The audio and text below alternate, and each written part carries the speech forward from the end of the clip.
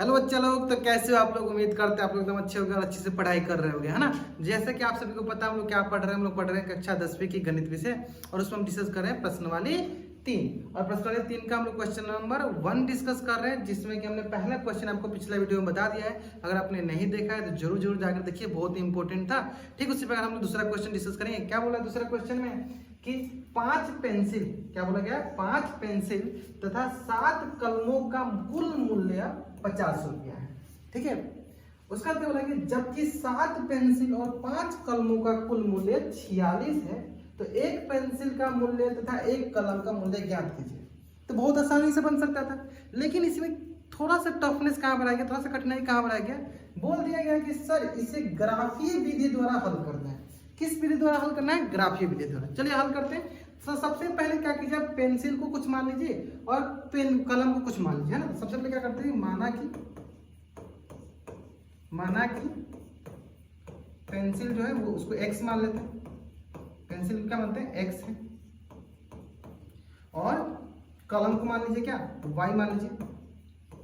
कलम y है ना, और कलम y है।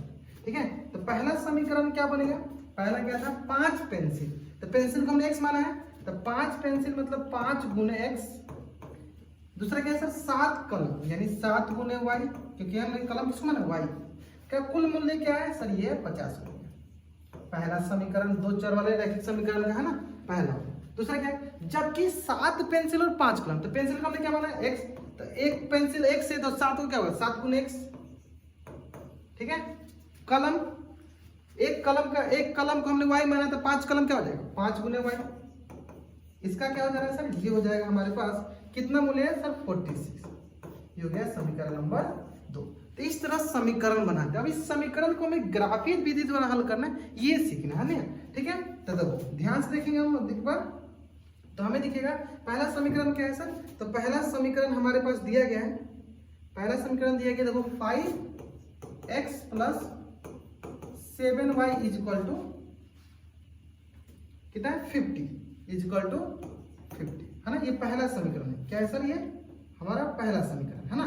चलो, तो अब इससे हम हल करते हैं। हल करके हमें क्या करना होता है, ग्राफ बनाने के लिए कम से कम हमें 2-3 पॉइंट खोजना होता है, ढूंढना होता है। पॉइंट मतलब निर्देशांक बिंदु ढूंढना होता है। कैसे ढूंढते, चलो ध्यान दें। हमेशा कोशिश करते हैं किसको किसी एक चर के रूप में लिखने का, है ना। तो क्या करते हैं, इसको ऐसे लिख देते हैं 5x, यहाँ लिख देते चलो 50, ये प्लस कर इधर आके माइनस का 7y, है ना। अब ये देखो यहाँ पे x बराबर क्या हो जाएगा, गुना में इधर आके सर बट्टा में हो जाएगा, 50 - 7y / 5। अब आते हैं सर यहाँ पे सबसे इंपॉर्टेंट पॉइंट। क्या है यहाँ पे सबसे इंपॉर्टेंट पॉइंट आता है कि सर हमें यहाँ पे y का वैसा ही वैल्यू रखना है, वैसा ही मान रखना है, जिससे 50 में से हम घटाए ना तो 5 से कट जाए। जिससे हम 50 में से घटाए ना 5 से कट जाए, ऐसे ही मान रखो, है ना। तब देखो यहीं पे सबसे इंपॉर्टेंट होता है, हम ऐसे ही मान रखते हैं ताकि मतलब हमें इंटीजर वैल्यू मिले, पूर्णांक वैल्यू मिले, पूर्णांक संख्या मिले, ताकि पूर्णांक संख्या मिले, ताकि उसको हम ग्राफ पे आसानी से ड्रॉ कर सके, खींच सकते। अब ऐसा नहीं है कि नहीं जरूरी है कि आपको ऐसा ही मान ढूंढना है जिससे इसको घटाने में कट ही जाए। हम कटने के अंदर सेंस इसलिए रख रहे हैं ताकि उसका हम लोग आसानी से ग्राफ बना सके, है ना। इसलिए हम सोचते हैं कि ऐसा हम पॉइंट y का ढूंढे जिससे हम इसमें से घटाए जो कट जाए ऐसे में। लेकिन ये कोई जबरदस्ती नहीं है कि नहीं आपको एकदम फिक्स है कि आपको ऐसा पॉइंट ढूंढना है जो पूर्णांक है। आप कोई पॉइंट ले सकते हैं, लेकिन फिर उसके लिए हमें ग्राफ में थोड़ा बहुत उसको स्प्लिट करना पड़ा है। लेकिन हम ऐसे ही कोशिश करेंगे कि हम ऐसा वैल्यू ले y का ताकि हमें पूर्णांक मिले, है ना। चलो तो खुद कोशिश करते हैं। अगर मान लीजिए हम y का मान 1 रखेंगे तो 50 में से 7 जाएगा, कितना बचेगा सर, 43, 5 से नहीं कटेगा। लेकिन अगर y का मान 2 रखते हैं तो 14, 50 में से 14 जाएगा तो क्या कटेगा, 50 में से 14 जाएगा तो ये समथिंग आएगा 36, तभी नहीं कटा। लेकिन अगर y का मान 3 रखते हैं तो 7 तरीके का, तभी नहीं होगा। y का मान 4 रखेंगे 28, तभी 50 में घटाएगा तो देखो, क्योंकि 5 से कटने के लिए क्या आना चाहिए, घटाने पे 0 या 5 आना चाहिए कहीं पे। तो अगर y का 5 रखते हैं देखो 7 बजे पहले तब कट जाएगा। यानी सर देखो हमारे पास जो ये हमें x और y का मान रखना है ना। यहाँ पे हम y का ऐसा मान रखेंगे ताकि अगर घटाने में 5 से कट जाए, यानी अगर y का मान हम यहाँ पे 5 रखते हैं, रख के देखो अगर हम यहाँ पे यहीं पर रखते हैं ना, अगर हम y का मान यहाँ पे 5 रखते हैं, ठीक है। चलो चेक करते हैं x का मान क्या आ जाएगा। तो यहाँ पे x बराबर 50 - 7 गुने 5 बट्टा 5, यह है सर x बराबर 50 - 35 बट्टा 5, जो कि किसके बराबर हो जाएगा सर, ये हो जाएगा हमारे पास 15/5 होगा, है ना। तो 5 3 15, देखो x मान क्या है, पूर्णांक है, देखो x बराबर 3 है ना। तो इसलिए हम एक y का मान ऐसा ढूंढते हैं, ऐसा मान ढूंढो जिसे यहाँ रखने पे क्या हो जाए, पूर्णांक मिल जाए, ठीक है। अब देखो सेम उसी प्रकार अगर हम y का मान 0 रखते हैं, देखो y का मान 0 रखो, चलो रख देख लेते हैं। अगर हम y का मान सर यहाँ पे हम 0 रखें तो x बराबर क्या मिलेगा सर, 50 - 7 × 0/5। तो यहाँ से हो जाएगा सर 50 - 0/5, यहाँ से हो जाएगा सर 50/5, जो कि किसके बराबर आएगा सर, 10 के बराबर। यानी x मान क्या हो गया, 10। यानी जैसे हमने y मान 0 रखा था, 50/5 10 बराबर आ गया, यानी y x मान क्या है, 10। हमने इसे क्यों रखा, हमने इसको ऐसे इसलिए रखा ताकि हमारे पास जो x और y का वैल्यू है वो पूर्णांक में है, जिसे हम आसानी से ग्राफ पे ड्रॉ कर सके, जिसे हम आसानी से क्या करें, ग्राफ पे ड्रॉ कर सके, है ना। चलो यानी हमें मिल गया 2 पॉइंट, यानी ये पहला समीकरण इससे हम सॉल्व कर लिए। 2 पॉइंट मिल गए, यानी हम बोलेंगे हमारे पास कौन कौन से पॉइंट मिल गया। हमारे पास 2 पॉइंट मिल गया सर, वो है 3,5 और वो है सर 10,0, है ना। पहले x को लिखते हैं, फिर हम y को लिखते हैं, है ना। चलो इस 2 पॉइंट मिलकर आराम से उसको सॉल्व कर लेंगे। चलिए अब बढ़ते हैं, नेक्स्ट वाला कौन सा था, नेक्स्ट वाला था 7x + 5y = 46। इसको भी देख लेते हैं। 7x क्या है सर, 7x + 5y = 46, क्या है सर, 46। चेक कर लेते हैं क्या है, 46 है ना। चलो सेम इसको भी हम क्या करते हैं, किसी एक के रूप में लिख देते हैं, हाँ किसी एक के रूप में लिखते हैं। यहाँ पे देखोगे 7x है ना बराबर 46 - 5y, यहाँ से इसलिए x बराबर 46 - 5y/7। अब हमें करना क्या है, हमें सर y का ऐसा वैल्यू रखना है, y का सर ऐसा वैल्यू रखना है ना। y का ऐसा वैल्यू रखना है जिसे 46 में माइनस करें तो कट जाए। चलो y की वैल्यू 0 रखिए तो 46 का 7 कटेगा नहीं, y वैल्यू अगर 1 रखते हैं तो 46 में से 5 गया 41 कटेगा नहीं।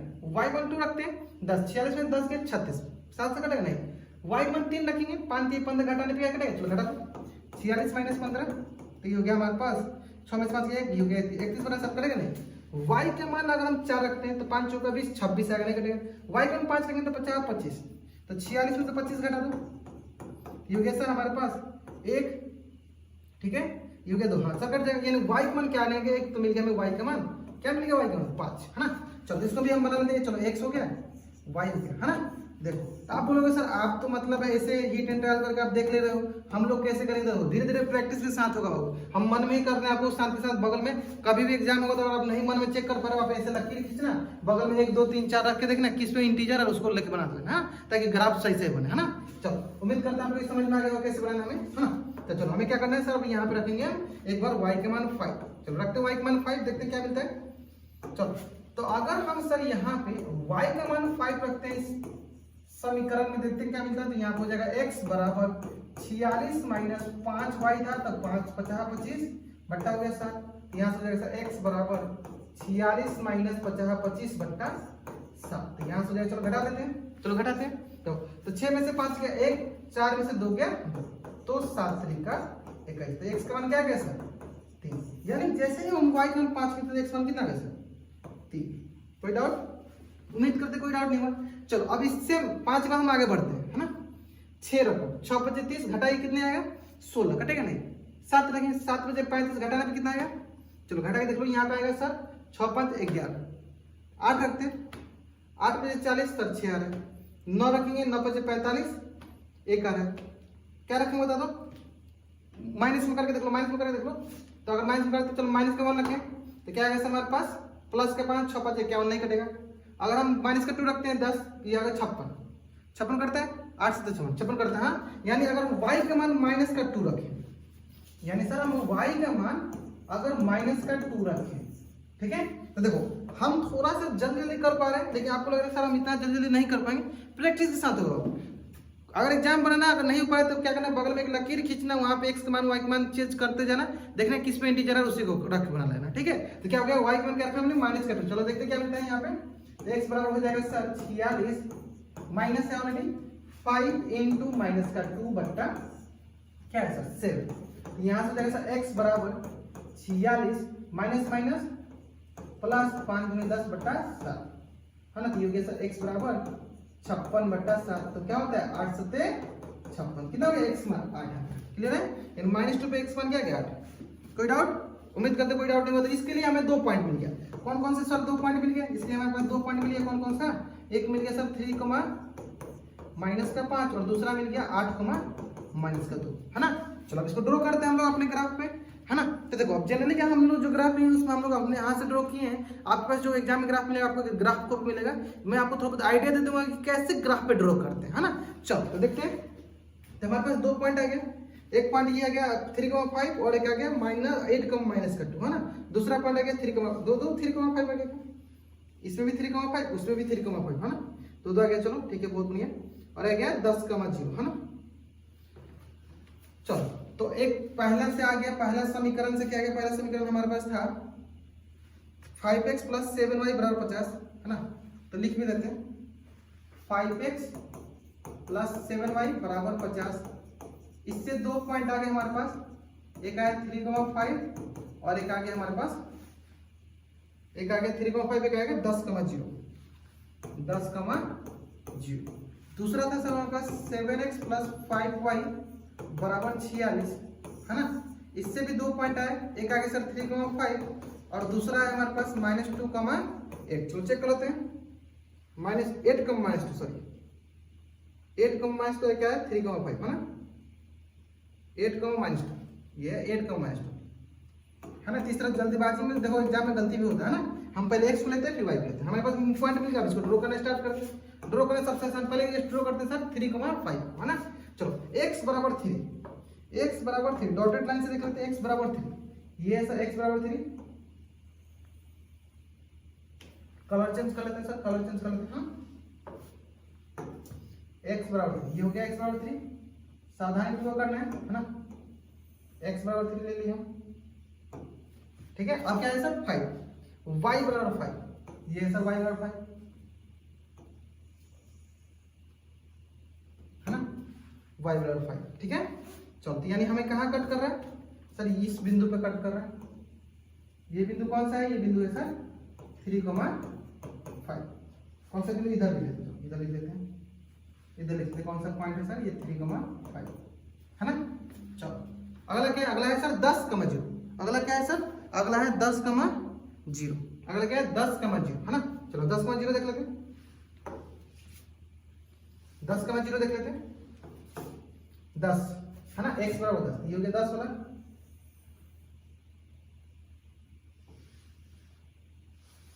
ठीक है।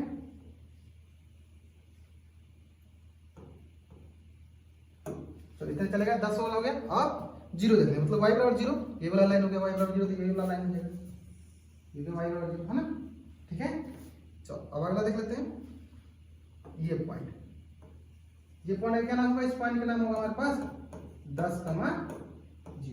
अब लाइन ड्रॉ कर ली जाए। चलो लाइन ड्रॉ कर लेते हैं। कौन सा कलर ले? कौन सा कलर ले? कोई भी कलर ले लो। चलो इस कलर को ले लेते हैं, इससे हम लाइन ड्रॉ कर लेते हैं।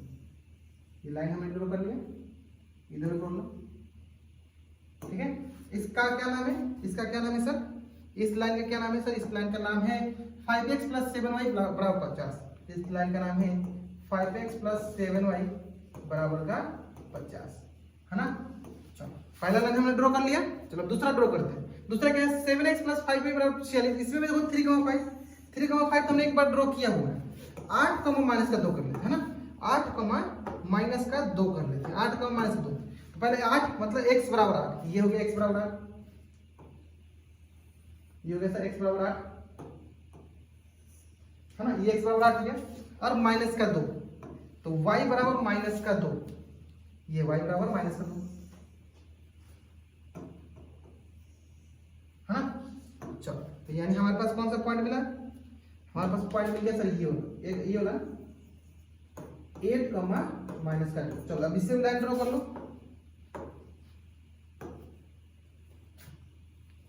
कोई दूसरा? हाँ चलो इसको ले लेते हैं, यानी दोनों को लेके करते हैं, है ना। चलो